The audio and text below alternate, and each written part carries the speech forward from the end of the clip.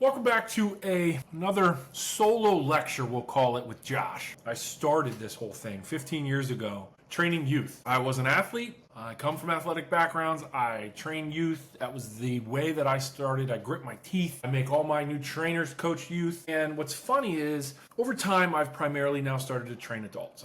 That's where my heart lies, and I think they value what I'm trying to teach a little bit more. However, all that knowledge is still kind of stuck upstairs. And so, as I've been building out the Vibrant community, we have the Vibrant Sleep Academy. I've also been building our online training platform, Vibrant Training Academy. And there's a men's locker room, a women's locker room, there's pregnancy, there's training for your hormones. I'm doing everything that I possibly can to put my head into a computer screen so that anyone listening to this has direct access to coaching from me. And part of that is also youth. And I wanted to tackle today something I've been hearing over and over and over again from almost any parent that I seem to coach, or I'm working with them in their house, or I see it with their kids. And it's the concept that a lot of the times their kids are glued to screens. Doesn't matter the age, doesn't matter what they're doing. They are absolutely glued to screens. And I wanted to share my screen in the hope that I can give you a little bit of perspective on how to start to go about correcting this. So this is a look inside our Vibrant Training Academy, and you get a little bit of behind the scenes as I'm building it, but I built each of these to answer questions. And for today, we're only going to look at this one, but my kid lost their mojo. Now what? They don't want to move anymore. My child feels insecure about their body. I want help. And I did sleep, exercise, nutrition, and stress. All of these are articles with coaching and active resources for you. But today, as promised, I'm just going after my teen is glued to a screen all day. And it can be any child.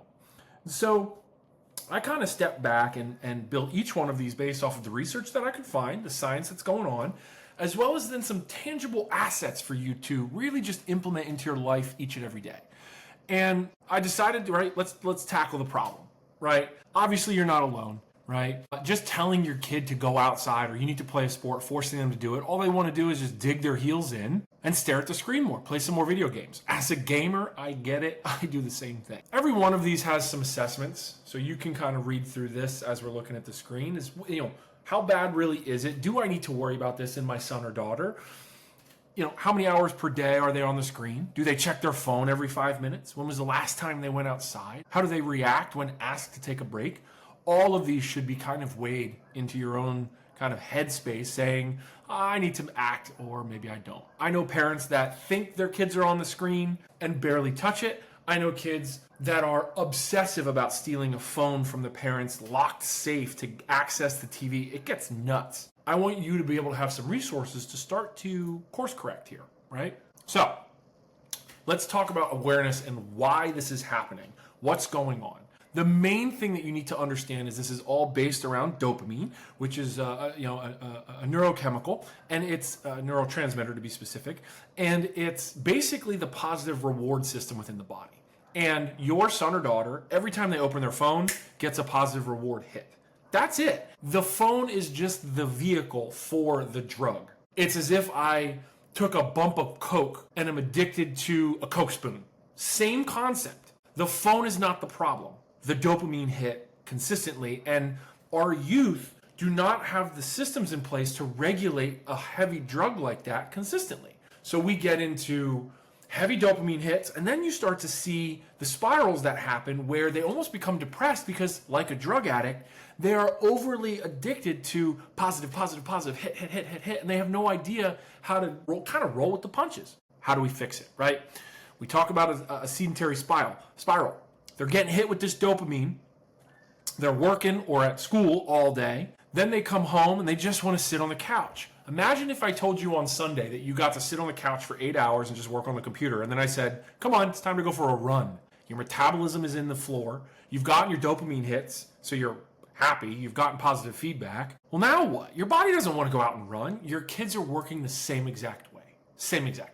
We then follow into, with all of this happening, the dopamine hits, it's suppressing natural melatonin production, another hormone, and that's the thing that signals the brain to fall asleep. So they're now not sleeping. So they're stagnant all day, they're not sleeping at night, they're getting positive pop from dopamine, and it's just this non-stop back and forth then you add in all the stress, and that's your stress loop, right? It's not hard once you conceptualize it, but in the midst of it with your children, it's like it's hard to see the view through the weeds, right? So, how do we actually fix this? And I wrote every one of these articles for men, for women, for hormones, intra-pregnancy, pre-pregnancy, post-pregnancy, you name it. I wrote all of these that if you read this for 10 minutes, even 8 minutes really, you could directly impact your life with the resources at hand if you read one of them.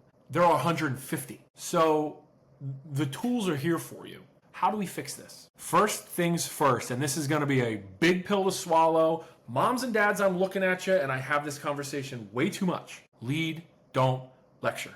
You can't tell your person, your child, your son, your daughter to put their phone down, and then you're sitting there on the couch watching TV with your phone up. That's bullshit, and I'm calling you on it. Yeah, you have work. Yeah, you have all these other things, so do they. You've got to get up and go outside for a walk after dinner if you expect them to. Did you get your workout in today if you're telling them they need to play 3 sports every season? Spring, winter, summer, fall. Come on, right? You have to lead by example here. It will help you in the long run as your coach here. Secondly, a big one that I've found, I wanted to create screen zones in houses, right? So it's kind of like boundaries. And a big one that we always come back to is bedrooms are for rest and sex. And that's for the adults in the room, but bedrooms are for rest. And there is a major signaler, like a dog, that when you walk into your bedroom, if it's only used for bed, you're going to fall asleep. The same thing with a table for food. You know you're going to eat. You get hungry when you're around the table. You sit down, you're focused, you salivate. That happens with everything that we do. So what's the designated space for phones, for computers? What's the designated space for sleep? How about family time? The family room, maybe it's for the family room, or family time. That matters. Next, we want to replace, don't just remove it.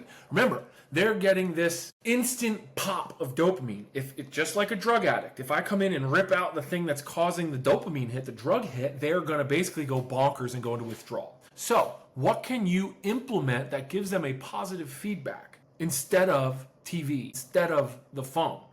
It can be small things like cooking. It can be something as simple as a walk. And I know it doesn't sound flashy like a video game, but the body will receive the same hit of a drug. They won't understand and will kick and scream right in the beginning, but I guarantee you, if you do an after-school walk for 2 weeks, they will start to look forward to the walk. Yes, there's some gaming in life and some use of tech. You're never going to fully get rid of it, but I guarantee you, focusing on your own life as the adult in the room, spending time with them to go for that walk after work. And I know it sucks and you're tired and your schedule's tight and blah, blah, blah, blah, blah. But this is the only way you're going to really make a change and make a fix. We have to think about movement being accessible for number 4. They aren't necessarily motivated by how they look. They just kind of are. I know I wasn't, right? So making the exercise gamified, also doing it with them. I remember some of my fondest moments are learning to lift with my father. He had no idea what he was doing, but I loved the opportunity to be down there with him, and I will never forget that. You should have those moments with your kids. Right? And in the beginning, you have to force it. And then over time, they will start to reach for it because a drug is a drug. They will reach for dopamine in any accessible way. The only thing is, as of right now, they only know that the phones and TV screens or iPads are the only accessible hit. They can't regulate. You have to for them. And then lastly, like I just said, you have to compensate. You have to teach them to feel the difference, right? Okay. Put a little bit in here about the research, right? And we talk about teens who spend 5+ hours a day on screens are twice as likely to experience depression, right? High dopamine hits, low dopamine means depression, high cortisol. Movement can help reduce this. Exercise also increases that sensitivity to dopamine. So if I'm doing something exercise-based, I have less of a need or less of a hit that's required to feel the same sense of positivity, right? And that's all we're looking for here. So I included a little tool here for you to read through. We define the on-purpose rule, which means tech isn't the enemy, mindless use is. So if you're using a screen, you're using it for learning, creating, connective. Connection can be a thing. I want to go onto social media for the next 15 minutes to talk to and send memes to my friends. Great. You defined why you're there. You're not just on it. This is great for parents as well. Step 2, move before you scroll. You have to give me at least 15 to 20 minutes. I said 10 in this because I was thinking low bar, but I would prefer 15 to 20. And you should do it with them. Include them in your bike ride, your walk, your treadmill. And I know you're probably exhausted and want a couple minutes to yourself, but you know what? They deserve more from you, and I believe in you. Next, we think about protecting the power hours. And what is a power hour? These are the 2 hours after walking and before sleep are sacred. So I usually teach after we eat. All of my families, I try really, really hard to get them to motivate to do a little bit of a walk. 10 to 15 minutes, not even zone 1, just to cruise around the neighborhood. Helps digest, helps get that blood sugar regulated. It's gonna help you get to sleep. But the 2 hours after that are incredibly crucial. Those should not be dopaminergic moments. No homework, no hard homework, no hard puzzling. It shouldn't be drilled into the TV. Once in a while, maybe, but you need to start to think about it, at least until they learn to regulate, from a sense of an opportunity to allow them to wind down. They sleep better, they will regulate better, they need less dopamine, and in turn, all of this will start to come in. Lastly, I wanted to put a little hack in here. A big thing is one screen at a time. Something I see a lot of times is there's a phone sitting next to you, you're on your iPad, and the TV is on. Bang, bang, bang. You're taking 3 hits from 3 different drugs every moment. Come on. This is massive. Absolutely massive. So, can we eliminate 1 or 2 screens in a moment to basically allow the opportunity for them to kind of focus in on one point, right? For them to really dive in on just the TV with mom and dad. They're playing on an iPad with their little brother. Great, that's it. That one screen rule is really going to, A, stop taking in so many sources of input, basically. Their dopamine hit level is going to go down. And then in turn, they'll also get bored at some point. Or you can easily pull away one thing. But try telling someone to put your phone down, don't go put your iPad down, and also walk away from the TV. It's like you're asking them to just immediately just take the needle out. I know it's an extreme situation, but it's the same thing internally, right? They're receiving the same input, the same drug hit. It's your job to help them regulate it. I hope this helped. I love doing these. You're going to get a lot more of these. Happy Tuesday. Leave any comments or questions down below. I'm here to help. I'm here to help you, help your kids, help regulate. Have a wonderful rest of your day.